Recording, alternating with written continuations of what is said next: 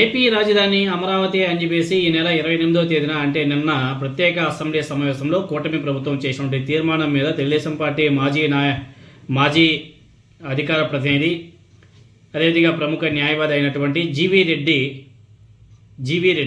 ఆయన దాని మీద నీళ్ళు చల్లాడు. ఆయనే కాదు చాలామంది చెప్పారు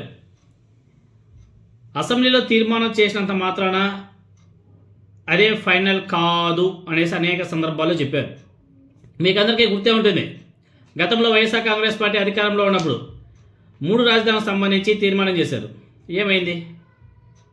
ఏమైంది వీగిపోలే అంతే. అది ఫైనలైజ్ కాదు.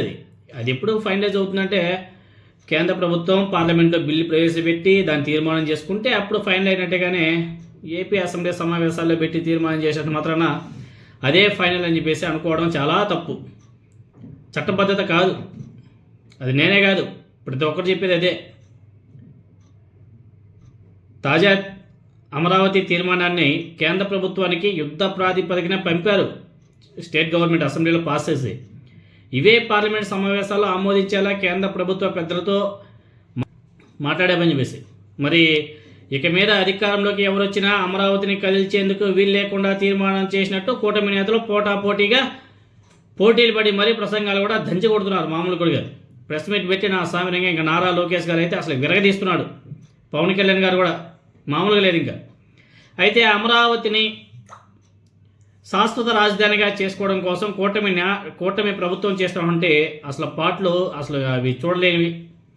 అయితే ఇక్కడ అమరావతి శాశ్వతం కాదు, మార్పునకు అవకాశం ఉంది అని చెప్పేసి టీడీపీకి చెందినటువంటి మాజీ అధికార ప్రతినిధి ప్రముఖ న్యాయవాది అయినటువంటి జీవీ రెడ్డి గారు వెల్లడించడం జరిగింది. దానికి సంబంధించి తన అభిప్రాయాన్ని ప్రకటన రూపంలో ఆయన విడుదల చేశారు. ఆ ప్రకటన సారాంశం ఏంటో ఒకసారి మనం చూస్తే, అమరావతి రాజధాని అని చెప్పేసి మరోసారి తీర్మానించే పంపడం బలమైన రాజకీయ సంకల్పాన్ని సూచిస్తుంది. రాజకీయ సంకల్పాన్ని, ఈ పాయింట్ చాలా ఇంపార్టెంట్.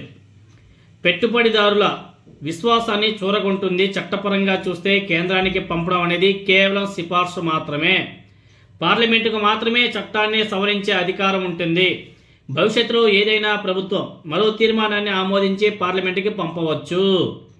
అప్పుడు కేంద్ర ప్రభుత్వం ఆమోదిస్తే చట్ట సవరణ చేయొచ్చు.